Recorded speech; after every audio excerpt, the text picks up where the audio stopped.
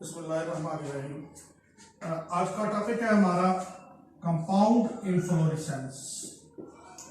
पिछले लेक्चर में हमने सिंपल इन्फ्लोरेसेंस के बारे में पढ़ा। अब जो कंपाउंड इन्फ्लोरेसेंस है, it is group of simple inflorescence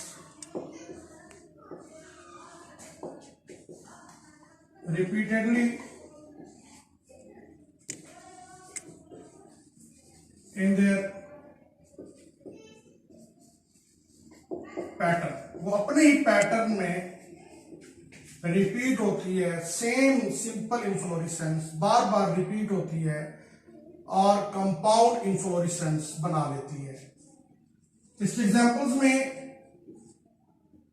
रेसीन of रेसीन्स, यानी है तो वो मेजरली रेसीन, लेकिन वो फिर एक से ज्यादा रेसीन से मिलकर कंपाउंड रेसीन कहलाती है।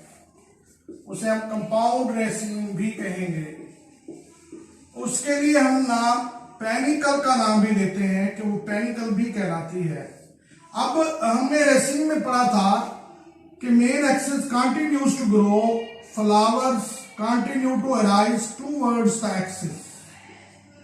The oldest flower is at the bottom and the youngest flower is at the top.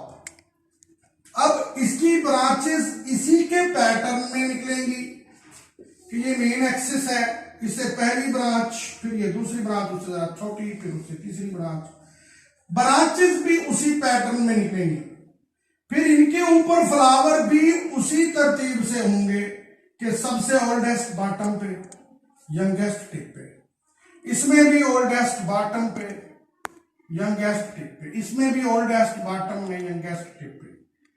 यानी अच्छा, इनकी ब्रांचेस की तरतीब भी यही होगी कि ओल्डेस्ट ब्रांच पहले, फिर उससे यंगर, फिर उससे यंगर, इस तरह यंगेस्ट ब्रांच टिप पे होगी।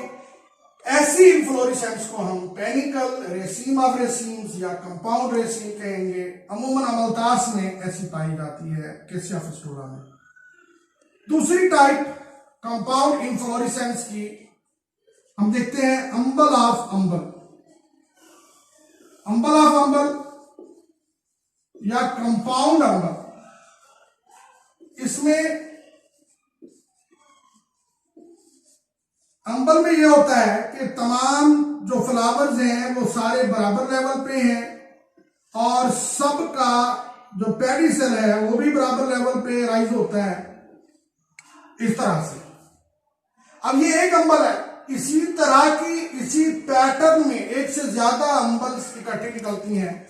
यानी ये मेन एक्सिस, इससे जो अंबल्स निकलती हैं फिर वो भी बराबर लेवल पे, फिर हर एक के ऊपर जो फ्लावर्स हैं उनके पेडिसल भी बराबर होंगे। दिस इज कंपाउंड अंबल। ये एक अंबल है, ये और अंबल है, ये और अंबल है। इसके ऊपर ये सारे फ्लावर्स एक ही बराबर लेवल से निकलते हुए महसूस हो रहे हैं।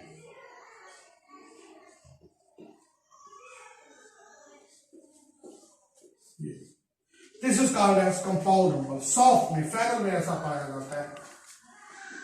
उसके बाद एक कोरियम बोस या कोरियम ऑफ कोरियम्स, कंपाउंड कोरियम भी कहेंगे, कंपाउंड कोरियम या कोरियम ऑफ कोरियम्स।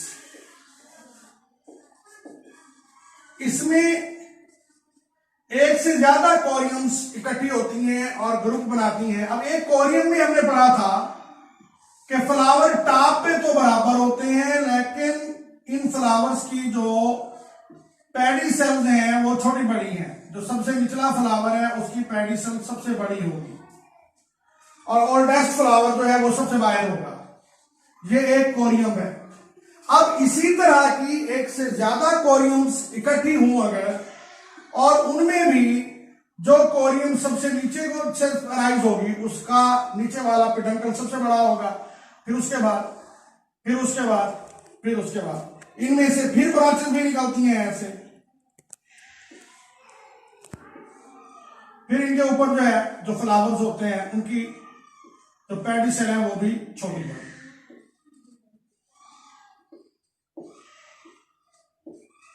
ये आपने गोभी के फूल में देखा होगा गोभी का जो फूल होता है ऊपर से सारा बराबर होता है, नीचे फ्लावर्स की डंडियां जो है, ये पेडिसल जो है और उनके पिडंकल जो है वो छोटे बड़े होते हैं, लेकिन टिप पे सारे बराबर लेवल पे होंगे, ऊपर से एक ही फ्लावर होगा, नीचे सबकी छोटी बड़ी जो है पिडंकल्स होती है। इसे कंपाउंड कोरियम कहते हैं। इसके बाद कंपाउंड हेड, कंपाउंड हेड या कैपिचुला ऑफ कैपिचुला, कंपाउंड हेड या कैपिचुलम ऑफ कैपिचुला, ये सिंपल इन्फ्लोरेसेंस की किस्म थी कैपिचुलम।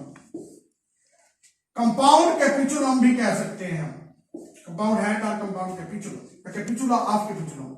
इसमें एक बेस होती है प्लेट, उस बेस के नीचे इम्ब्रोकर्स भी होते हैं और उसके ऊपर इस तरह के दो टाइप के फ्लावर्स हो सकते हैं। एक सेंटर में ये डिस्क फ्लावर्स या डिस्क फ्लोरेट होते हैं और एक साइड पे किनारे पे ये रे फ्लोरेट होते हैं। ये दो तरह के फ्लावर्स हैं, डिस्क फ्लोरेट और रे फ्लोरेट। सूरजमुखी में ऐसा पाया जाता है। अब अगर इसी के जैसे बहुत सारे इकट्ठे हों, ये एक हेड यहां निकला, फिर यहां से निकला, यहां निकला, ये कंपाउंड हेड कहलाएगा। ये गेंदा जो फूल होता है उसमें ऐसा देखा गया है।